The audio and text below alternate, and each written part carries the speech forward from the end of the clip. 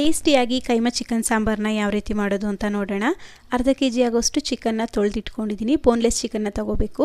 ಅರ್ಧ ಕಪ್ ಆಗೋಷ್ಟು ಕಡಲೆನ ಪುಡಿ ಮಾಡಿ ಇಟ್ಕೊಂಡು ಅದೇ ಜಾರ್ಗೆ ಈರುಳ್ಳಿ, ಬೆಳ್ಳುಳ್ಳಿ, ಶುಂಠಿ, ಮೆಣಸು, ಮೆಣಸಿನಕಾಯಿ, ಕೊತ್ತಂಬರಿ ಸೊಪ್ಪನ್ನು ಹಾಕಿ ಈ ರೀತಿಯಾಗಿ ಕೋರ್ಸಾಗಿ ಪೌಡ್ರ್ ಮಾಡಿ ತೆಗೆದಿಟ್ಕೋಬೇಕು. ಮಿಕ್ಸರ್ ಜಾರ್ಗೆ ಚಿಕನ್ನ ಹಾಕಿ ಈ ರೀತಿಯಾಗಿ ಸ್ವಲ್ಪ ತರಿಯಾಗಿ ರುಬ್ಬಿ ಕಡಲೆ ಪುಡಿಗೆ ಸೇರಿಸ್ಕೊಂಡಿದ್ದೀನಿ. ನಂತರ ರುಬ್ಬಿಟ್ಟಿದ್ದಂತಹ ಮಸಾಲ ಸೇರಿಸ್ಕೊಂಡು ಒಂದು ಮೊಟ್ಟೆ, ಅರ್ಧ ಸ್ಪೂನ್ ಆಗೋಷ್ಟು ಧನಿಯಾ ಪುಡಿ, 1 ಸ್ಪೂನ್ ಆಗೋಷ್ಟು ಅಚ್ಕಾರದ ಪುಡಿ, 1/4 ಟೀ ಸ್ಪೂನ್ ಆಗೋಷ್ಟು ಅರಿಶಿನ, 1/4 ಟೀ ಸ್ಪೂನ್ ಆಗೋಷ್ಟು ಉಪ್ಪನ್ನು ಸೇರಿಸ್ಕೊಂಡು ಚೆನ್ನಾಗಿ ಮಿಕ್ಸ್ ಮಾಡಿ ಉಂಡೆಗಳಾಗಿ ಮಾಡ್ಕೋಬೇಕು. ಈಗ ಮಿಕ್ಸರ್ ಜಾರ್ಗೆ ಒಂದು ಈರುಳ್ಳಿನ ಹಾಕ್ಕೊಂಡಿದ್ದೀನಿ. ಜೊತೆಗೆ 1 ಇಂಚ್ ಆಗೋಷ್ಟು ಶುಂಠಿ, 2 ಬೆಳ್ಳುಳ್ಳಿಗಿನ ಸೇರಿಸ್ಕೊಂಡು 1 ಹುಳಿ ಟೊಮೆಟೊನ ಹಾಕ್ಕೊಂಡಿದ್ದೀನಿ. 1 ಕಪ್ ಆಗೋಷ್ಟು ತೆಂಗಿನಕಾಯಿ ತುರಿ, 1 ಚಕ್ಕೆ, 1 ಲವಂಗ, 1 ಏಲಕ್ಕಿ, ಸ್ವಲ್ಪ ಕೊತ್ತಂಬರಿ ಸೊಪ್ಪು, 2 ಸ್ಪೂನ್ ಆಗೋಷ್ಟು ನಾನ್ ವೆಜ್ ಸಾಂಬಾರ್ ಪೌಡರ್, ಹಾಗೆ 1 ಸ್ಪೂನ್ ಆಗೋಷ್ಟು ಅಚ್ಕಾರದ ಪುಡಿನ ಸೇರಿಸಿ ನುಣ್ಣಗೆ ಪೇಸ್ಟ್ ಮಾಡ್ಕೋಬೇಕು. ಪಾತ್ರೆಗೆ ಎಣ್ಣೆ, ಈರುಳ್ಳಿ, ಹಸಿಮೆಣಸಿನಕಾಯಿ ಹಾಕಿ ಫ್ರೈ ಮಾಡಿಕೊಂಡು ರುಬ್ಬಿಟ್ಟಿದ್ದಂತಹ ಮಸಾಲೆ ಸೇರಿಸಿ 3/4 ಕೆಜಿ ಆಗೋಷ್ಟು ಚಿಕನ್ನ ಹಾಕಿ